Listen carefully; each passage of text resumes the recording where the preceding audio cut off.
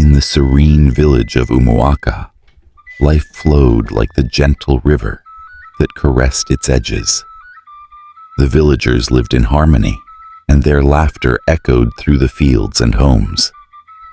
Among these villagers was a family known for their kindness and hard work, the family of Ezine and her 3 sons, Obum, Namdi, and Chidi. Ezine, a woman of great warmth and wisdom, had raised her boys with love and discipline, instilling in them values that made them respected members of the community. Obum, the eldest, was a striking young man with a heart as large as the village itself. He was known for his diligence and respect towards others, traits he had inherited from his mother. Namdi, the middle child, was the jovial one, always quick with a joke or a smile, while Chidi, the youngest, was the dreamer, often found staring into the horizon, lost in his thoughts.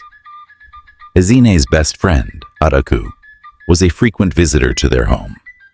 Adaku was a vibrant woman, full of life and laughter, and the boys adored her, calling her auntie. She had been part of their lives for as long as they could remember, often bringing sweets and stories that made their evenings magical. But beneath the surface of this idyllic life, a storm was brewing.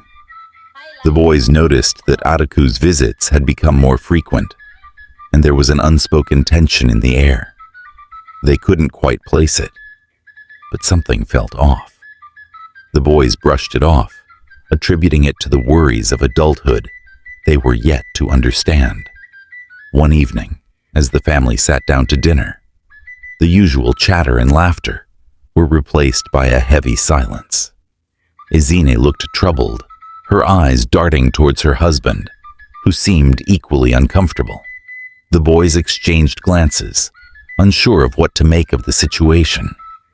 Obum, Namdi, Chidi, their father began, his voice unsteady. There is something we need to tell you. Ezine took a deep breath, her eyes welling up with tears. Adaku is pregnant, she said, her voice barely above a whisper. The boys looked at each other in confusion, not understanding why this news would cause such distress. Their father continued, "The child she is carrying is mine." The words hung in the air like a curse. Obum felt as if the ground had been pulled out from under him. Adaku, their beloved auntie, was having a child with their father? The betrayal was too much to bear. Obum's fists clenched in anger, and he felt a burning rage he had never known before. "How could you?" he shouted, his voice trembling with emotion. "How could you do this to us? To Mama?" Ezine's tears flowed freely now, and their father looked down in shame. The boy's world had been shattered in an instant. The betrayal was too deep, the hurt too profound. Obum couldn't stay. He needed to get away, to escape the suffocating pain that now engulfed their home. Without another word, Obum stormed out of the house, leaving behind his family and the life he had known. He walked into the night, the cool breeze doing little to soothe his burning heart. He didn't know where he was going, but he knew he couldn't stay. He needed to find a place where he could rebuild his life, away from the shadows of betrayal. Obum walked for days, the road stretching out before him like a never-ending path of uncertainty. He had no destination in mind, only a burning desire to escape the past. The betrayal of his father and the sorrow in his mother's eyes haunted him, driving him forward. After days of wandering, he arrived in a bustling town far from Umuaka. The town was alive with activity, a stark contrast to the quiet village he had left behind. Obum found himself a small, dingy room in the outskirts of the town and decided it was as good a place as any to start anew. With the little money he had saved, Obum set up a small car wash business. He worked tirelessly, washing cars from dawn until dusk, determined to make something of himself. The work was hard, but it kept his mind occupied, allowing him to momentarily forget the pain of his past. One day, a young man named Amika came to the car wash, looking for work. He was charming and seemed eager to help. Obum, grateful for the assistance, hired him on the spot. For a while, things seemed to be looking up. The car wash was doing well, and Obum even started to think that maybe, just maybe, he could move on from his past. But fate had other plans. One morning, Obum arrived at the car wash to find it empty. Amika was nowhere to be seen, and the day's earnings had vanished. Betrayed once again, Obum felt the familiar sting of anger and disappointment. He had trusted Amika, and that trust had been broken. Determined not to let this setback defeat him, Obum decided to try his hand at a new venture. He used the last of his savings to open a small dry cleaning business. The first few weeks were promising, and Obum allowed himself to hope again. The fire was a devastating blow. Obum sat among the charred remains of his business, feeling utterly defeated.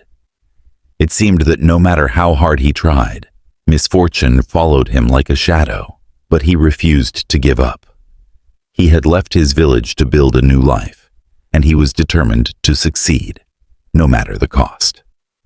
With the last of his resolve, Obum decided to venture into the food business. He opened a small eatery, serving simple, hearty meals. The business began to thrive, and for the first time in a long while, Obum felt a glimmer of hope. The eatery became a popular spot, and Obum started to believe that he had finally found his path. But fate, it seemed, was not done with him yet. One day, a customer fell ill after eating at the eatery.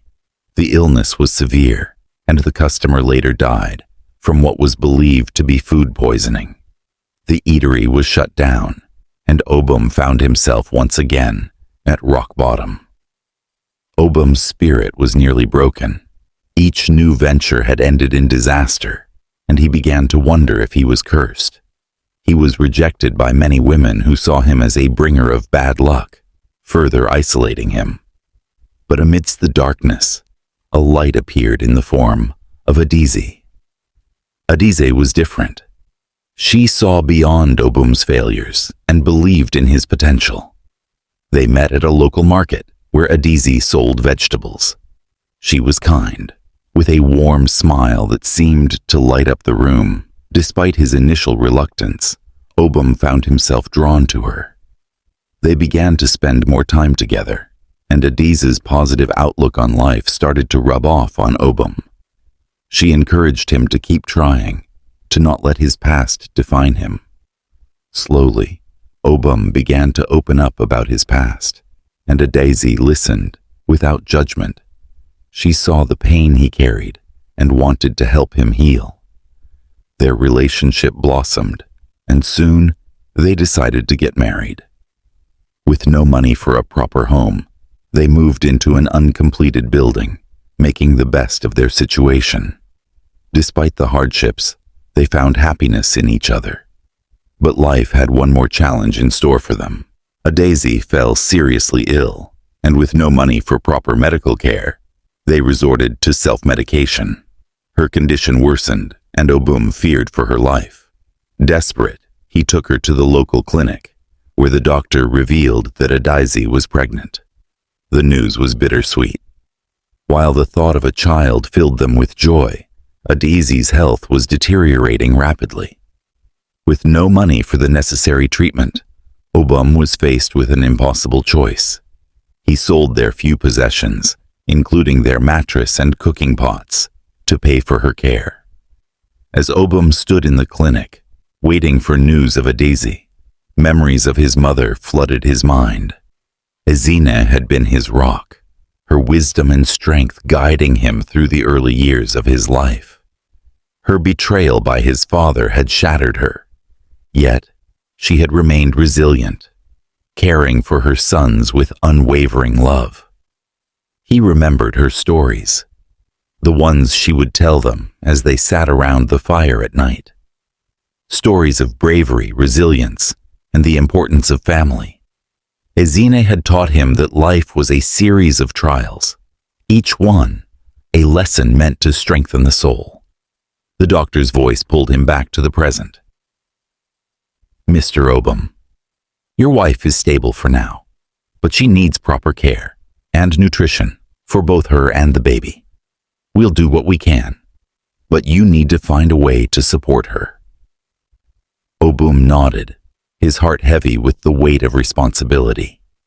He had already sold everything of value, but he knew he couldn't give up. A Daisy and their unborn child depended on him. Drawing strength from his mother's teachings, he resolved to find a way. With a Daisy resting in the clinic, Obum set out to find work. He was willing to do anything, no matter how menial, to ensure his wife's recovery.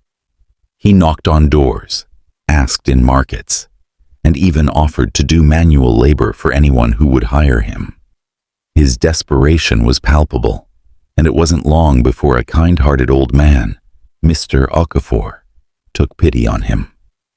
I have a farm that needs tending, Mr. Okafor said, his voice gentle yet firm. It's hard work, but I can pay you a fair wage. Obum accepted the offer without hesitation. The farm work was grueling from dawn until dusk, but Obum was fueled by his love for a Daisy and their unborn child. Each day he returned to the clinic, exhausted but with a small sum of money to pay for a Daisy's treatment. A Daisy's health slowly began to improve, and with it, so did Obum's spirits. Yet, the burden of their situation weighed heavily on him. One evening, as he sat by Adiz's bedside, he confessed his fears. Adizi, I don't know how much longer I can keep this up, he said, his voice breaking. I feel like I'm failing you and our baby. Adizi reached out, her hand trembling but her grip firm. Obum, you have never failed me, she said softly. We are in this together, and I believe in you. We will find a way. Her words gave Obum the strength to continue. He worked tirelessly on Mr. Okafor's farm, even as the tasks grew harder and his body weaker. The villagers began to notice his determination and resilience, and slowly, their attitudes towards him started to change. They saw a man who, despite his misfortunes, refused to give up on his family. As the weeks turned into months, Adiz's health improved significantly. She was able to leave the clinic and return to their humble home. Although they still lived in the uncompleted building, it was filled with warmth and hope, thanks to their love for each other and the impending arrival of their child. One day, as Obum was working on Mr. Okafor's farm, he received unexpected news. Mr. Okafor, impressed by Obum's dedication and hard work, decided to offer him a partnership. You have proven yourself, Obum, Mr. Okafor said. I want you to manage the farm with me. Together, we can make it more profitable, and you will share in the earnings. Obum was overwhelmed with gratitude. This opportunity was a lifeline, a chance to finally stabilize their lives. He accepted the offer, determined to make the most of it. Under Obum's management, the farm began to thrive. He implemented new techniques and expanded the crops, bringing in a better harvest than ever before. The additional income allowed Obum and Adizi to improve their living conditions. They fixed up the uncompleted building, making it a more comfortable home. They also began to save for their child's future, a dream that had once seemed impossible. As the farm flourished, so did their relationship with the villagers. They no longer saw Obum as a bringer of bad luck, but as a symbol of perseverance and hope. The community rallied around them, offering support and friendship. For the first time in a long while, Obum felt a sense of belonging. Just when it seemed like life was finally falling into place, another challenge emerged. Adiz's pregnancy entered a critical stage, and she required more medical attention than the local clinic could provide. The doctor advised that she needed to be moved to a better-equipped hospital in the city for the delivery. The cost of the hospital and the journey was far beyond what Obum had saved. Faced with yet another obstacle, Obum felt the familiar pang of despair. He sat by Adiz's side, her hand in his, as they discussed their options. "Obum, we have come so far," Adizi said, her voice steady despite her condition. "We cannot give up now. There must be a way." Obum nodded, his mind racing. He thought of all they had sacrificed and all they had achieved. He couldn't let Adizi and their baby down. That night, he made a decision. He would sell the farm equipment, even if it meant starting from scratch again, to ensure Adizi and their child's safety. The next morning, Obum went to Mr. Okafor with a heavy heart. He explained the situation and his need to sell his share of the farm. Mr. Okafor listened patiently, his face thoughtful.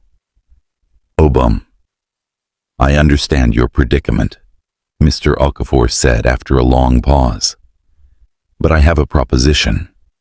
Instead of selling your share, I will lend you the money you need. Consider it an investment in our partnership and in your family's future." Tears of gratitude filled Obum's eyes. "Thank you, Mr. Okafor," he said, his voice choked with emotion. "I will repay you, I promise." With the money from Mr. Okafor, Obum arranged for Adizi to be transferred to the hospital in the city. The journey was arduous, but they made it, and Adizi was admitted just in time. The doctors took over, providing the care she needed. Obum paced anxiously outside the hospital delivery room. His mind raced with a mix of excitement and worry. Every second felt like an eternity as he waited for news about Adizi and their twins. The doors to the delivery room finally swung open, and a nurse stepped out with a broad smile. "Congratulations, Mr. Obum," she said, her voice warm and reassuring. "Your wife has given birth to 2 healthy boys." Obum's heart swelled with joy. He rushed into the room, his eyes searching for Adizi. She lay on the bed, exhausted but beaming, holding 2 tiny bundles in her arms. Obum felt an overwhelming sense of pride and love as he gazed at his sons. "They're beautiful," he whispered, leaning down to kiss Adiza's forehead. As he admired the babies, the doctor approached, his expression serious. "Mr. Obum, Mrs. Adizi, there are some health concerns we need to discuss regarding your sons." The room's joyful atmosphere shifted to one of tension and fear. Obum held Adiza's hand tightly, bracing himself for the doctor's words. "One of your sons has the sickle cell trait, AS, which is not immediately concerning. However, the other has sickle cell disease, SS. This means he will need special care and attention throughout his life." Obum's world tilted. He had never considered the possibility, having never checked their genotypes before marriage. He looked at Adizi, whose eyes were filled with tears. "I'm so sorry, Obum," Adizi said, her voice trembling. "I should have told you. I should have known this could happen." Obum hugged her tightly, trying to reassure her even as his own heart broke. "It's not your fault, Adizi. We'll get through this together. We'll do whatever it takes to keep our boys healthy." Heartbreaks. As they adjusted to life with their newborn twins, the weight of their situation began to press down on Obum and Adizi. One evening, after putting the babies to bed, Adizi finally opened up about her past, her voice shaking with emotion. "Obum, there's something you need to know about me," she began. "I was scared to tell you before, but you deserve to know the truth." Obum sat beside her, holding her hand gently. "What is it, Adize? You can tell me anything." Adize took a deep breath, her eyes glistening with tears. "When I was younger, I fell in love with Ifeanyi. We were so happy planning our wedding. I thought he was my forever. But a few weeks before the wedding, I realized we had never checked our genotypes. When I told him I had sickle cell disease, he vanished. He left without a trace, taking all the joy and dreams we had built together." Obum's heart ached for her. "I'm so sorry, Adize. You didn't deserve that." "There's more," she continued, her voice barely above a whisper. "Another time I was at the altar, about to exchange vows with another man. His friend rushed in and told him about my genotype. My own friend, jealous because she was AA and had no one, betrayed me. She wanted to ruin my happiness. He left me right there, humiliated and alone." Obum's grip tightened around her hand. "Adize, I would never leave you. I love you, and we'll face this together." Life went on, and Obum and Adize adapted to their new reality, caring for their twins. One midnight, a crisis struck. Their son with sickle cell disease was in excruciating pain. They needed money for medication, so they rushed to their neighbor's house for help. But the neighbor, rather than showing compassion, mocked their situation. "Look at them," he sneered. "Always in trouble, always begging. Maybe they are cursed." Obum and Adize left in the dead of night, hearts heavy with desperation. As they reached a T-junction, they encountered an armed robbery. Gunshots filled the air and they crouched in fear, clutching their child. When the chaos finally subsided, Obum realized their child had stopped breathing. Overwhelmed with grief and rage, he shouted for help, attracting the robbers' attention. In a tragic twist, the robbers shot Adize. She died instantly, her lifeless body falling beside Obum. Obum collapsed, holding his dead son and wife. A passerby found him the next morning and rushed him to a clinic. Obum's world was shattered. When he regained consciousness, the pain of his loss was unbearable. Returning to the village, he found his surviving son had been taken in by a neighbor. The village, rife with rumors and superstitions, accused Obum of being cursed. They believed he had caused the deaths of his wife and child, and demanded he leave the village. Heartbroken and ostracized, Obum took his remaining son and left the village. He relocated to a distant city, determined to start anew. Loneliness became his constant companion, but he pressed on, working menial jobs to survive. Revelation. One day, Obum ran into an old flame, Amaka. They had dated years ago, and she had mysteriously disappeared. Seeing her again brought back memories. And as they talked, Amaka revealed a shocking truth. "Obum, I have something to tell you," she said, her eyes filled with emotion. "The son you see with me, he's your biological son.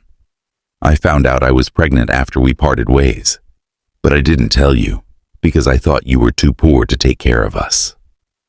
Obum was stunned, but also overjoyed. He had another son, a piece of his past that had been hidden from him. He was determined to make things right. Wait for episode 2. Please subscribe, share, and put on for notification bell for more interesting stories. Thank you for watch. As the story continues,